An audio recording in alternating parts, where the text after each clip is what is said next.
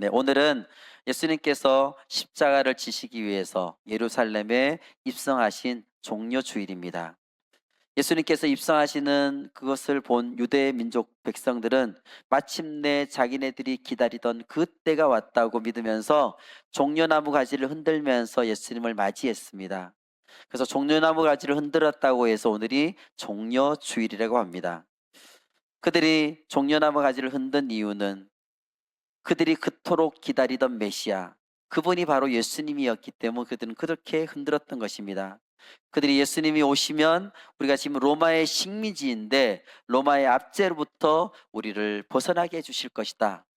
그런 것을 생각했기 때문에 그들은 열렬하게 예수님을 환영했던 것입니다.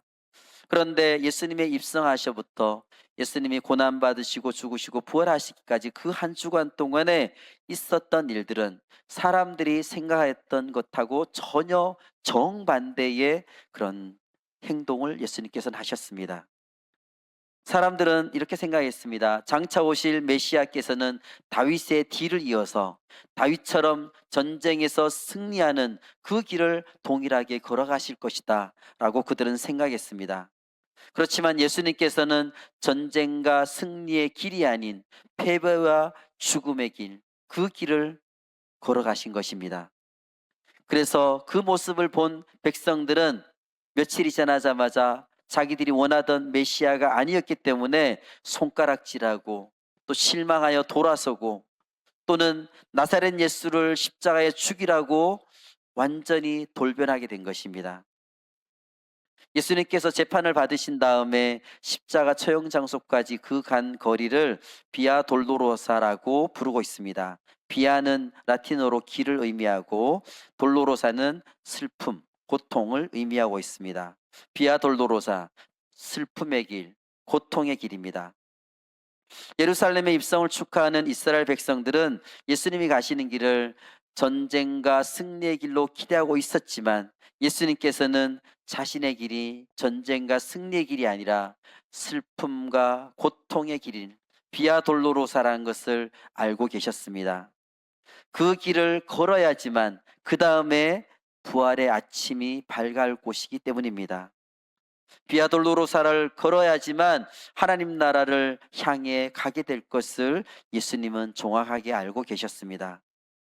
예수님께서 걸어가신 그 길을 우리가 생각하면서 우리는 과연 그 길을 통해서 무엇을 깨달아야 될 것인가? 디모데후서 2장 11절 말씀 같이 읽겠습니다. mit보다 이 말이여 우리가 주와 함께 죽었으면 또한 함께 살 것이요 참으면 또한 함께 왕노릇할 것이요 우리가 주를 부인하면 주도 우리를 부인하실 것이라. 아멘. 우리가 주님과 함께 죽었으면 주님과 함께 살게 된다고 말씀하셨습니다. 우리는 사나 죽으나 우리는 주님과 함께 한다는 것입니다. 우리는 주님과 함께 이 길을 사나 죽으나 걸어간다는 것입니다. 주님 가신 길이 절대 쉽지 않습니다. 그렇지만 그 길을 참고 걸어가게 되면 그 마지막에는 주님과 함께 왕노릇한다고 말씀해 주셨습니다. 우리 모두 다 주님 가신 그 길을 끝까지 모두 함께 같이 걸어가야 될 것입니다. 아멘. 베드로전서 2장 21절 말씀 같이 읽겠습니다. 이를 위하여 너희가 부르심을 받았으니 그리스도도 너희를 위하여 고난을 받으사 너에게 본을 끼쳐 그 자취를 따라오게 하셨느니라. 예수님께서는 우리를 위해 십자가를 지시고 우리를 위해서 고난을 받으셨습니다. 왜 우리를 위해서 고난을 받으셨을까요? 십자가에서 돌아가신 예수님의 그 길, 예수님의 그 발자취를 우리한테 따라오라고, 그래서 예수님이 먼저 그 길을 걸어가셨던 것입니다. 예수님은 예루살렘에 입성하고부터 본격적으로 십자가를 향해서 걸어가기 시작하십니다. 종려주일 또 고난주간을 시작하는 이때에 우리에게 주님께서 말씀하고 계십니다. 예수님의 고난의 그 발자취를 너희들도 따라오라고. 우리가 그 길을 따라가기 위해서 예수님이 가신 그 길을 우리는 정확하게 알아야 되고 그 발자취를 잘 따라가야 될 것입니다. 이번 한 주간 동안 고난 주간을 보내면서 고난 주간 특별 새벽 기도에 참석하시면서 예수님께서 가신 그 길을 같이 따라 걷는 우리 모든 베델 가족들 되시기를 예수님 이름으로 축복합니다. 아멘. 아멘. 예수님을 따르는 길은 과연 어떤 길일까요? 첫 번째, 다 같이 읽겠습니다. 예수님을 따르는 길은 겸손의 길입니다. 아멘. 예수님을 따르는 길은 겸손의 길이라고 말씀하고 있습니다.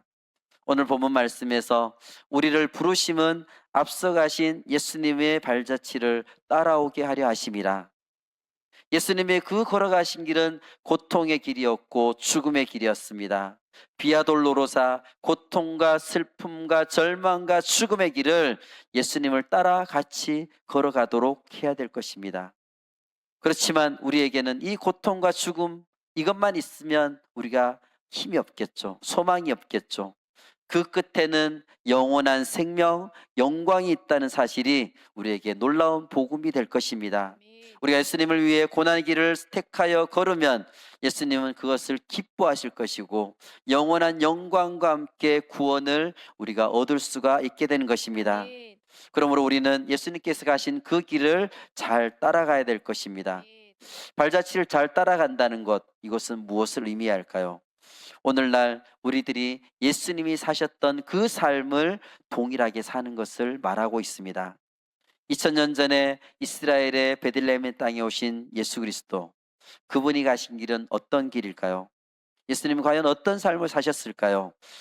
마태복음 21장 5절 말씀 같이 읽겠습니다. 시온 딸에게 이르기를 내 왕이 내게 임하나니 그는 겸손하여 나귀 곧 멍에 매는 짐승의 새끼를 탓도다 하라 하였느니라. 아멘. 아멘. 이 기절은 예수님이 사순절 마지막 주간에 예루살렘에 입성하실 때의 모습을 나타내고 있습니다. 예수님이 어린 나귀 새끼를 타신 겸손한 모습입니다. 당시 왕이 뭔가 성에 들어올 때는 수많은 신하들, 군사들이 그 뒤를 따라다닙니다. 그리고 하얀 백마를 타고 거기를 이제 입성하게 되는 것이죠. 그러나 예수님은 겸손의 왕으로 이 땅에 오셨습니다. 어린 나귀 새끼를 타고 오신 그 모습이 바로 진정한 겸손의 모습입니다.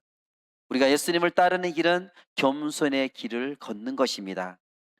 우리는 예수님처럼 자기를 부인하고 자기 십자가를 감당해야 될 것입니다.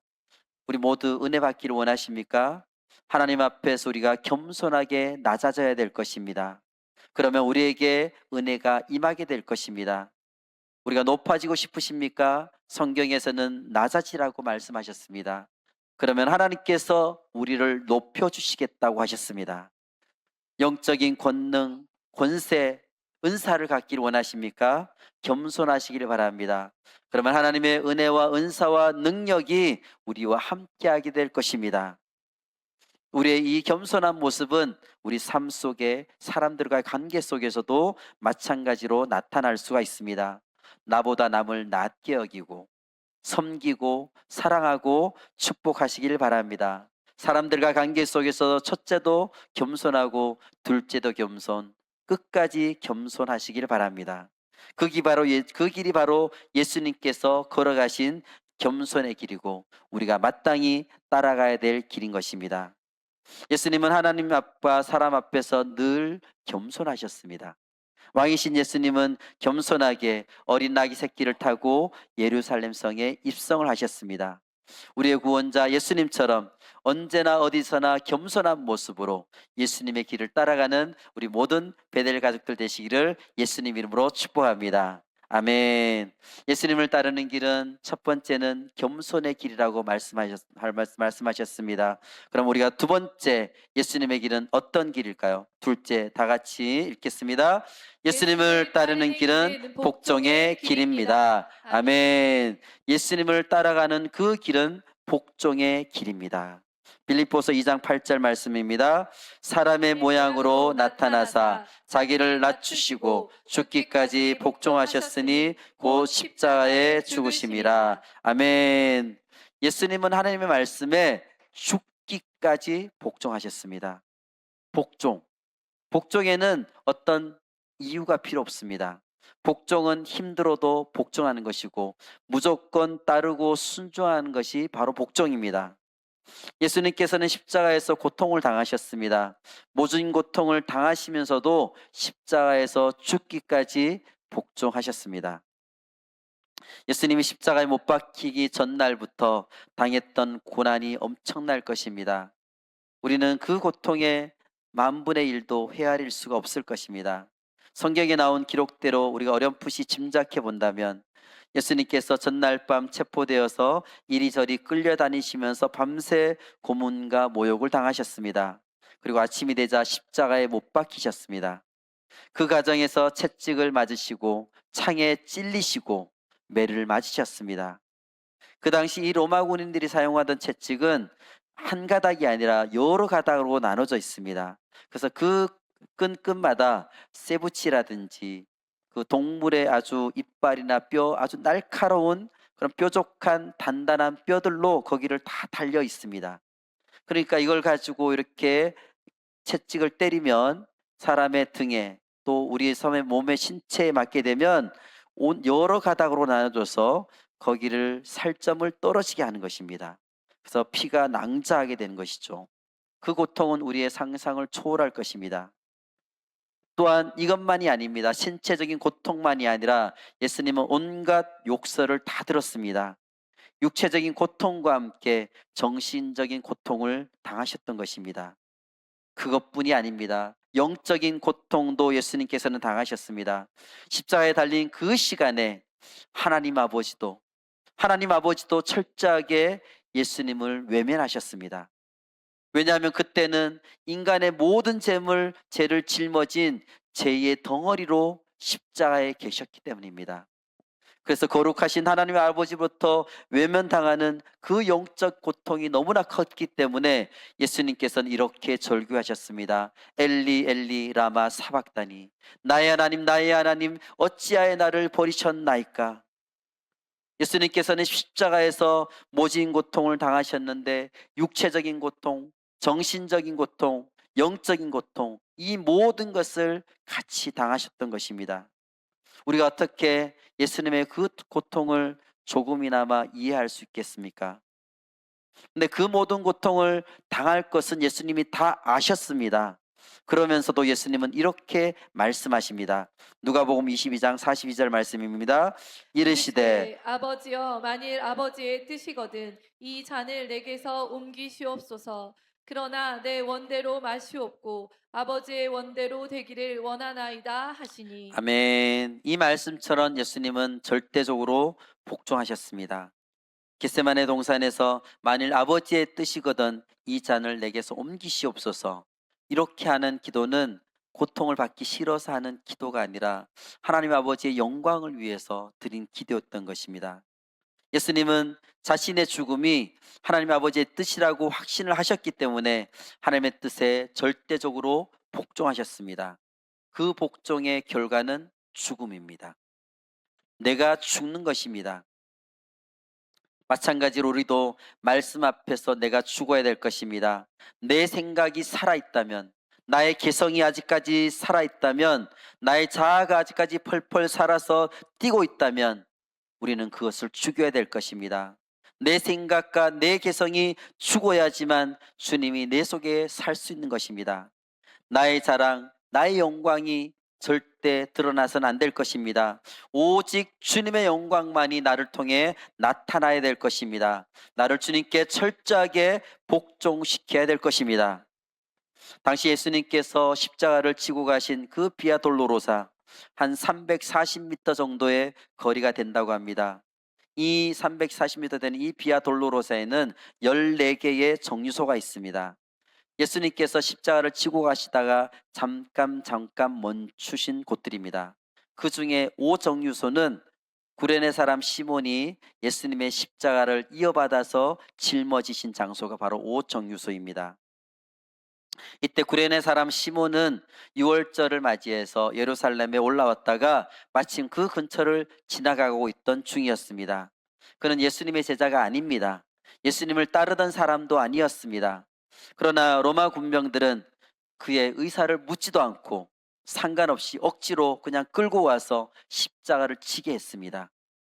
그 당시에 이 구레네 사람 시몬은 예수님이 누구신지를 몰랐습니다. 또 그 십자가의 의미가 어떤 의미가 있는지를 전혀 몰랐습니다. 시몬은 이 험악한 로마 군인 앞에서 불만의 소리를 낼 수가 없었습니다. 그 어떤 얘기도 할 수가 없었습니다. 그래서 원치 않았지만 억지로 십자가를 질 수밖에 없었던 것입니다. 그렇게 억지로 복종을 하였지만 그 복종을 통해서 자신이 죽게 되었으니까 그 다음에 무슨 일이 벌어졌느냐? 하나님께서 그에게 축복을 주셨습니다.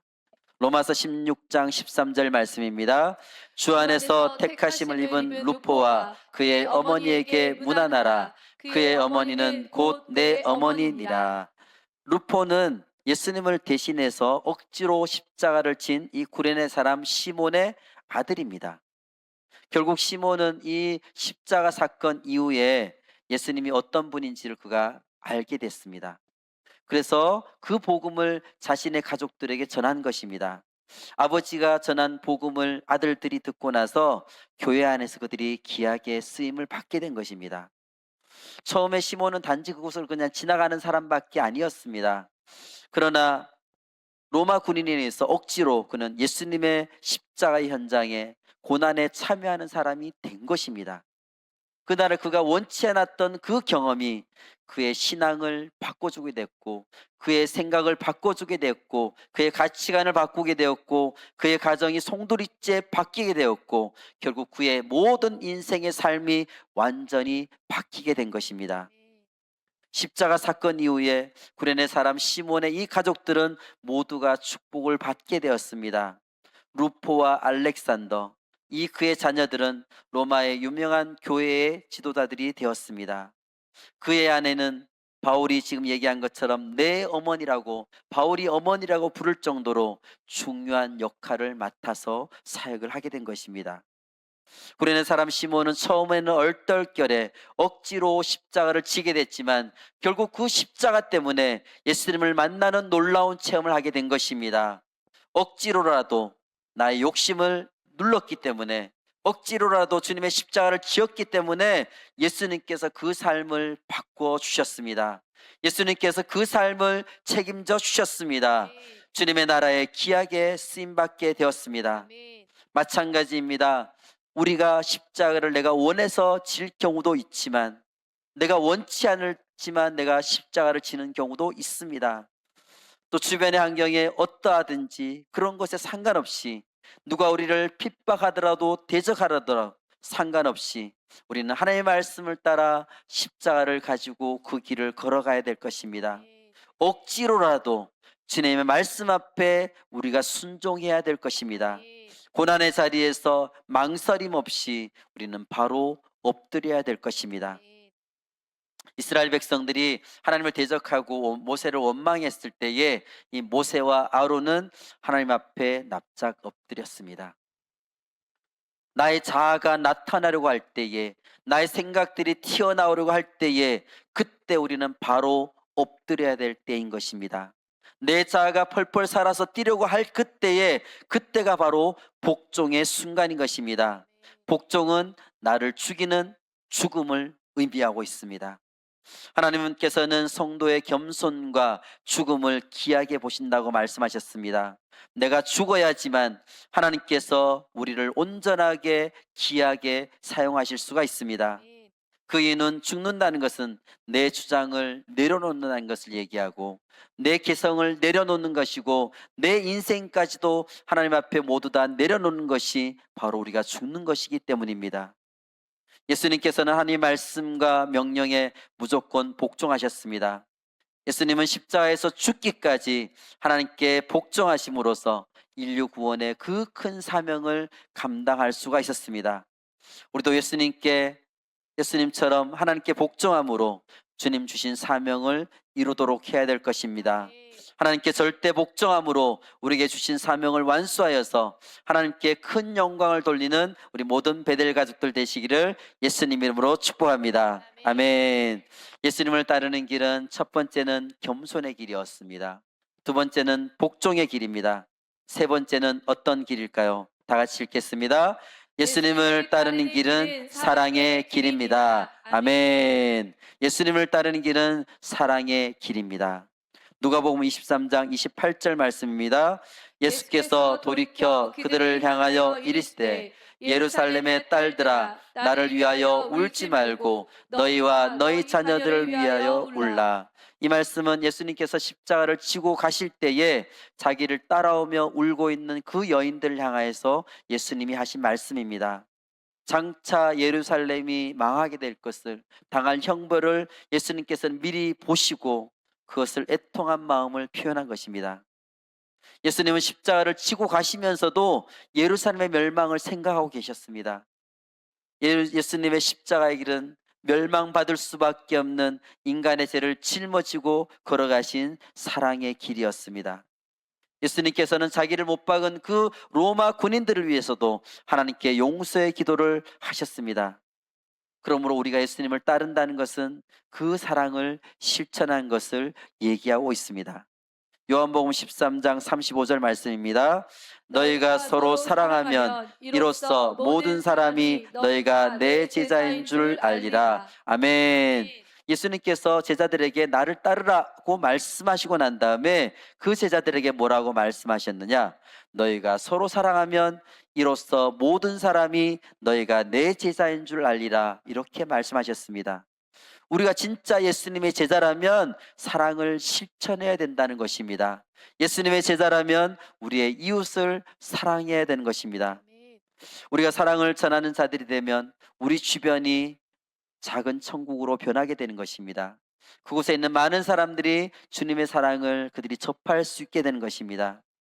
그뿐 아니라 가장 큰 하나님의 은혜를 그들이 경험할 수 있게 되는 것입니다. 우리가 사랑할 때에 우리 주변에 있는 사람들은 하나님을 만나게 될 것이고 하나님을 경험하게 될 수가 있는 것입니다. 예수님께 가신 십자가의 길은 고독의 길이었습니다. 하지만 죽음보다 강한 예수님의 그 사랑 때문에 결국 우리는 구원받을 수 있게 된 것입니다. 예수님의 그 사랑으로 인해서 하나님을 만나게 되고 하나님 앞에 나아가는 은혜의 길이 활짝 열리게 된 것입니다. 하나님은 사랑이십니다. 하나님은 사랑 자체라고 할 수가 있습니다. 우리가 예수님을 믿고 구원받은 것은 예수님의 피 묻은 그 십자가의 사랑, 그것 때문에 우리가 구원받게 된 것입니다. 예수님을 세상에 보내주신 하나님의 그 위대한 사랑 때문에 우리는 모두 다 구원을 받게 되었습니다. 그러므로 우리는 더욱더 사랑을 실천해야 될 것입니다. 우리가 이웃을 사랑하는 가장 좋은 방법이 뭘까요? 그들에게 생명 대신, 영원한 생명 대신 예수님을 전하는 것입니다. 우리의 베스트들을 위해서 여러분들이 매일마다 기도해 보시길 바랍니다. 우리가 매일마다 그 베스트를 위해서 하루에 1분이든 5분이든 우리가 기도한다면 그들을 사랑하는 마음이 우리 안에 생기게 됩니다. 매일마다 기도하다 보면 그들의 마음이 조금씩 열리는 것을 볼 수 있게 됩니다. 그 영혼을 위해서 기도하는 것이 주님의 사랑을 전하는 가장 좋은 방법인 것입니다.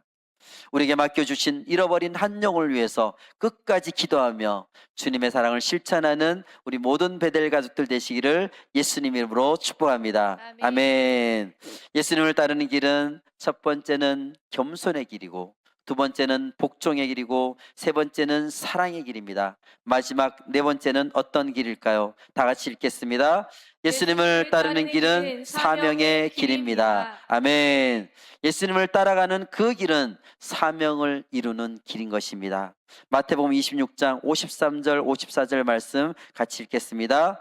너는 내가 내 아버지께 구하여 지금 12군단 더 되는 천사를 보내시게 할 수 없는 줄로 아느냐. 내가 만일 그렇게 하면 이런 일이 있으리라 한 성경이 어떻게 이루어지겠느냐 하시더라. 아멘. 예수님은 자신을 잡으러 온 지금 로마 군인들을 물리치시려고 나도 12군단 되는 더 천사, 12군단이 얼마냐면 6천 명의 군인을 얘기하고 있습니다. 나는 6천 명의 천사를 내가 지금 바로 동원할 수 있다. 그렇지만 내가 이렇게 천군 천사를 부를 수가 있지만 그렇게 된다면 나는 결국 하나님 주신 사명을 이룰 수가 없게 되는 것이다.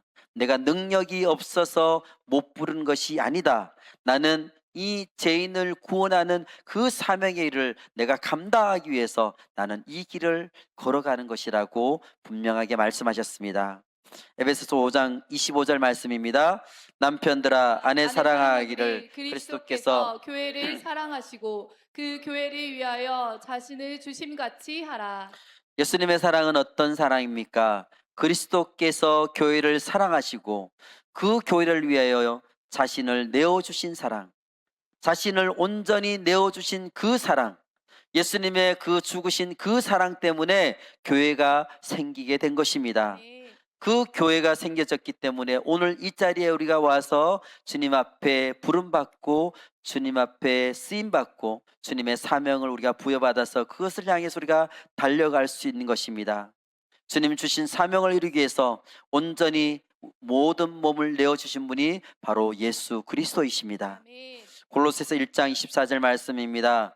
나는 이제 너희를 위하여 받는 괴로움을 기뻐하고 그리스도의 남은 고난을 그의 몸된 교회를 위하여 내 육체에 채우노라. 아멘. 바울이 이렇게 고백했습니다. 내가 이제 너희를 위하여 받는 괴로움을 기뻐하고 그리스도의 남은 고난을 그의 몸된 교회를 위해서 내 육체에 채우노라. 이것이 바로 바울의 헌신입니다. 바울이 바로 주님의 십자가를 지는 삶인 것입니다. 주님 주신 사명을 감당하는 것은 말없이 걸어가야 되는 고난의 길이기 때문에 그것이 바로 우리의 십자가가 되는 것입니다. 사명의 길은 나 자신을 내던지지 않는다면 그 길을 걸어갈 수가 없습니다. 자기를 부인해야 되고 자기를 희생하는 것, 그것이 바로 십자가의 길인 것입니다. 아멘. 나 자신을 온전히 희생하지 않으면 우리는 주신 사명을 온전하게 이룰 수가 없습니다.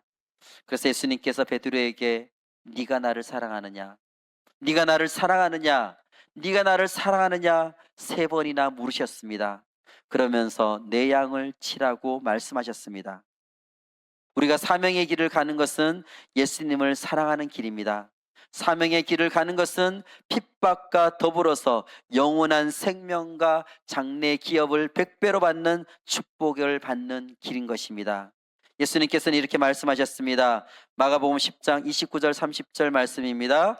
예수께서 이르시되 내가 진실로 너희에게 이르노니 나와 복음을 위하여 집이나 형제나 자매나 어머니나 아버지나 자식이나 전토를 벌인 자는 현세에 있어 집과 형제와 자매와 어머니와 자식과 전토를 100배나 받되 박해를 겸하여 받고 내세에 영생을 받지 못할 자가 없느니라. 아멘. 우리는 육신으로는 이 세상에 살고 있지만 주님과 늘 동행하며 이 세상을 살고 있습니다. 근데 믿지 않는 자들은 죽어서 지옥에 갈 수밖에 없습니다. 우리는 천국 백성으로 살아가게 됩니다. 주님을 따라가는 길에서 우리는 사명을 감당하는 그 길에 박해가 겸하여 있게 된다고 말씀하셨습니다. 우리가 그 가는 길이 쉬운 길만은 아닌 것입니다.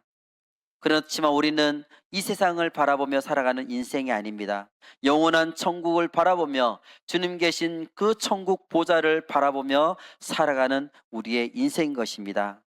예수님을 따라가는 그 길, 우리에게 주어진 사명을 잘 감당함으로써 예수님의 참된 제자로 세워지는 은혜가 우리 모든 베델 가족 가운데 함께 하시기를 예수님 이름으로 축복합니다. 말씀을 맺겠습니다. 우리 베델 가족 여러분, 종려주의를 시작으로 고난 주간이 시작됩니다.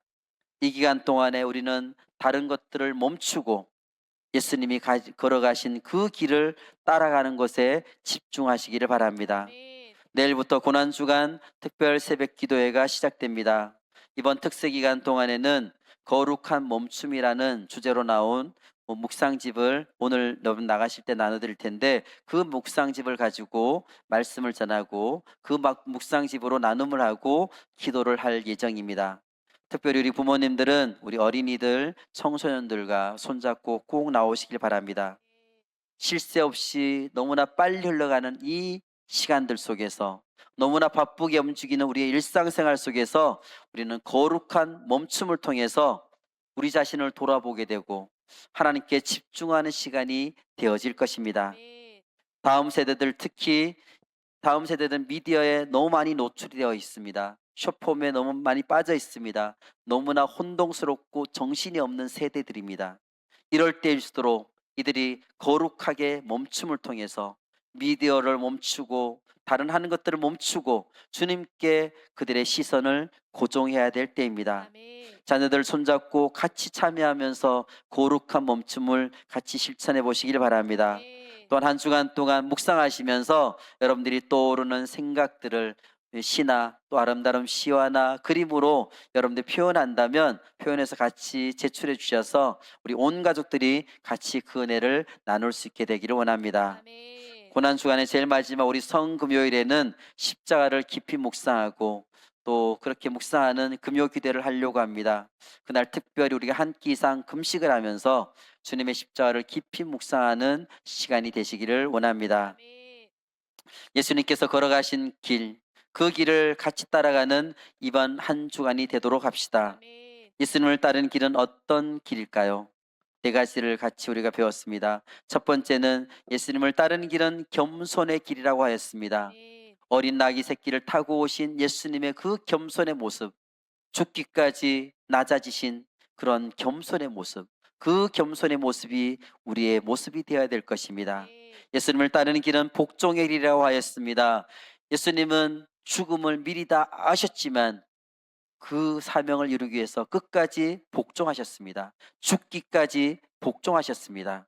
우리도 우리 자신을 죽이고 우리의 자아를 죽이고 주님 앞에 나아가야 될 것입니다. 아멘. 세 번째는 예수님을 따르는 길은 사랑의 길입니다. 예수님은 원수까지도 사랑하셨습니다.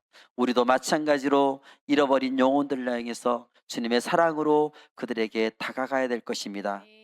네 번째로 예수님을 따르는 길은 사명의 길입니다. 주님 주신 그 사명을 이루어가는 길이 예수님을 따라가는 길인 것입니다. 아멘. 우리에게 영혼을 구원하고 제자를 삼아서 온 열방 가운데 교회를 세우는 사명을 우리에게 주셨습니다. 아멘. 그 사명을 이루는 그 길에 우리 모두가 함께해야 될 것입니다. 아멘. 예수님을 따르는 길은 고난의 길이지만 은혜의 길입니다. 생명의 길입니다. 영원히 복된 길입니다. 아멘. 십자가 없는 하나님의 은혜는 없습니다. 날마다 예수님을 따라가며 예수님이 가신 그 길을 예수님과 늘 동행하는 우리 모든 베델 가족들 되시기를 예수님 이름으로 축복합니다.